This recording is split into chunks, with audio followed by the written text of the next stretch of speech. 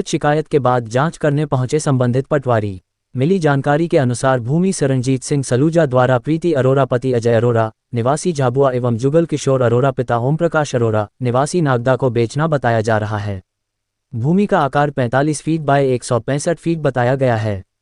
विक्रेता सरनजीत सिंह सलूजा का आरोप है कि उन्हें भूमि की पूरी राशि प्राप्त नहीं हुई है तथा खरीदार पक्ष द्वारा गलत स्थान पर कब्जा किया जा रहा है।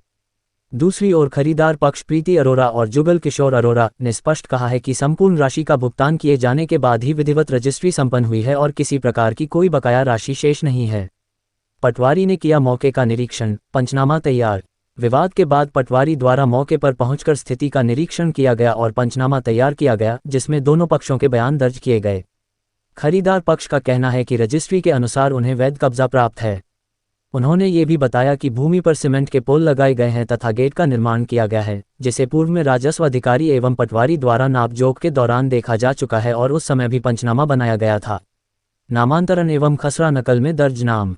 खरीदारों का दावा है कि रजिस्ट्री के बाद तहसील कार्यालय में नामांतरण की प्रक्रिया पूर्ण हो चुकी है और खसरा नकल में भी उनके नाम दर्ज हैं। उनका कहना है कि वैधानिक प्रक्रिया पूर्ण होने और मौके पर कब्जा होने के बावजूद उन्हें परेशान किया जा रहा है। प्रीति अरोरा और जुगल किशोर अरोरा ने बताया कि उन्होंने इस संबंध में अनुविभागीय अधिकारी को आवेदन दिया है तथा नागदा थाने में भी शिकायत दर्ज कराई है, किंतु अब तक किसी प्रकार की ठोस कार्रवाई नहीं हुई है। दोनों पक्षों के दावों के बीच यह मामला अब राजस्व एवं प्रशासनिक जांच का विषय बन गया है। इस मामले में खबर बिंदास भारत किसी के भी आरोपों की पुष्टि नहीं करता। मामला ये है कि सरनजीत सलूजा और पिता हरवंश सलूजा वर्सेस जुगल किशोर अरोरा। सरनजीत सलूजा के द्वारा जुगल किशोर को 2 प्लॉट बेचे गए थे 11,74,000 में। तो सरनजीत सलूजा जी ने एसडीएम कार्यालय में आवेदन दिया कि उनकी जो बकाया राशि है वो उनको नहीं मिली है और विक्रेता को जहां उन्होंने प्लॉट बेचा था वो वहां काबिज ना होकर दूसरी जगह काबिज है। इस संबंध में मैं मौका जांच करने आया था, तो मौके पे मैंने दोनों पार्टियों को पूर्व में सूचना दी, दूरभाष द्वारा दोनों को बताया। दोनों पार्टियां मौके पे उपस्थित भी रहीं।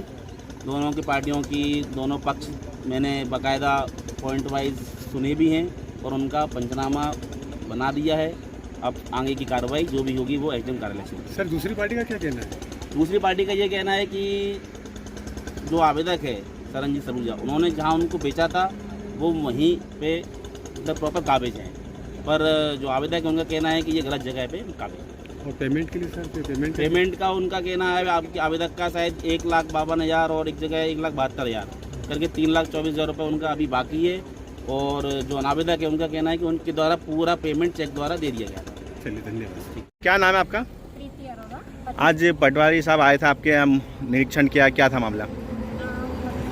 आवेदक जिससे हमने ज़मीन खरीदी थी उनका ऐसा कहना पड़ रहा है कि हमने जो रजिस्ट्री कराई उसमें हमको नकद राशि प्राप्त नहीं हुई है। तो उस संबंध में पटवारी साहब पंचनामा बनाने आए थे और उनका ऐसा कहना है कि जो हमने बाउंड्री वाल कराई है ये एरिया उनका है, जबकि मौके पे गिरदावर साहब और पटवारी साहब मौके पे खुद उपस्थित होकर नक्की करके हमको ये जगह देकर गए थे। उसके बाद ये खंबे गाड़े गए थे। उनका तो ये भी कहना था कि पटवारी साहब का एक सामने वाली पार्टी वो भी कह रही थी कि बोले आपकी जो बाकी पेमेंट है 3 लाख रुपये कुछ बता रहे थे, तो वो पेमेंट आपने कर दी थी?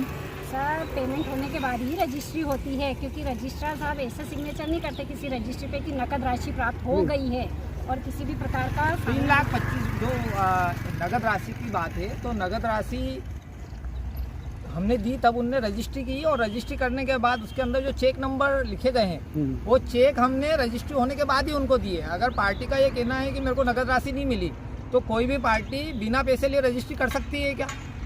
क्योंकि रजिस्ट्री होने के बाद हमने चेक दिया तो कुछ पैसा मिला होगा तभी व्यक्ति ने रजिस्ट्री की। और रजिस्ट्रार साहब ने 3 बार पूछा आपको पैसे मिल गए, तो बोले हाँ मिल गए, क्योंकि 2 रजिस्ट्री हुई है, इनके नाम से अलग रजिस्ट्री, मेरे नाम से अलग रजिस्ट्री, उनके नाम से अलग रजिस्ट्री।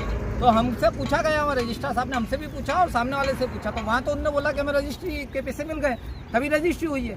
और अब 5 साल बाद उनका कहना पड़ रहा है कि हमको रजिस्ट्री के पैसे नहीं मिले, ज़मीन पे आपने अवैध कब्जा कर लिया है, ज़मीन पे हमारा कब्जा है, बोर्ड है, पटवारी आए, गिरदावर आए हैं, उनने नफ्ती वफ्ती करके और वो कब्जा करवा के गए हैं और हम बाकायदा हमारे खुद बोर्ड लगे हुए हैं। धन्यवाद।